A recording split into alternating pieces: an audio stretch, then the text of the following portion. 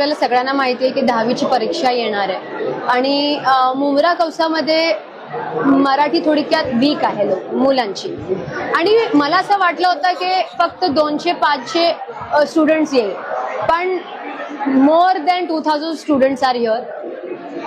3 floor book झालेले आणि overload झाले.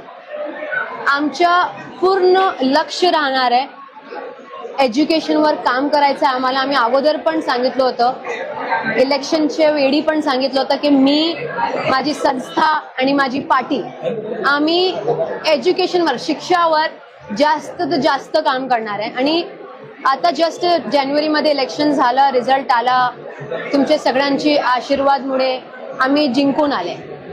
तर माझा पहिला कार्यक्रम आहे मराठी काउन्सिलिंगच्या, मराठी सेमिनार.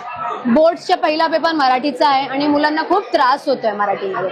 तर आमचं लक्ष होतं की मुलांना काहीतरी चांगलं करून देऊ, आपण त्यांची हेल्प करू मराठीमध्ये. आणि आता जस्ट मी अनाऊन्स पण केलंय की ज्यांनी चांगले मार्क्स स्कोर केले, ज्यांचा चांगला पर्सेंटेज आला, MSP केअर फाउंडेशन त्यांना फेलिसिटेट पण करणार आहे, त्यांना सोशल मीडिया एक्नॉलेजमेंट पण देणार आहे आणि त्यांना गिफ्ट पण देणार आहे. तर कसं आहे की मुलांचे मुलांना मोटिवेशन बूस्ट होईल त्यांचं.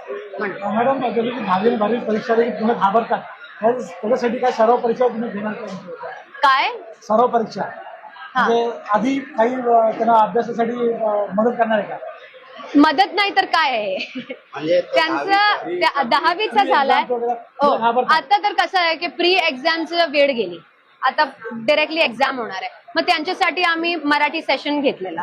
पण एक्झाम झाल्यानंतर आमचं लक्ष आहे की आम्ही करिअर काउन्सिलिंग या करिअर गायडन्सचा एक मोठा प्रोग्राम ठेवू.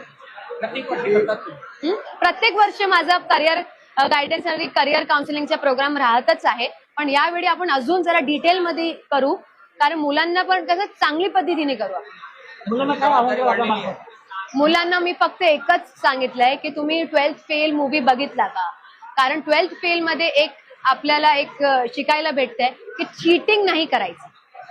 चीटिंग केला तर काही मोठं आपल्याला भेटणार नाहीये, लगेच आपल्याला परिणाम भेटेल चीटिंग केल्यानंतर. ठीक आहे, तुम्ही पास होणार आहे चीटिंग केला तर, पण लॉंग टर्म मध्ये तुम्हाला काहीच नाही भेटणार आहे आणि तुमचा कॅरेक्टर डेव्हलपमेंट नाही होणार आहे. तर चीटिंग नाही करायचं, हार्ड वर्क करायचं, स्मार्ट वर्क करायचं आणि कॉन्फिडेंटली पेपर अटेम्प्ट करायचं.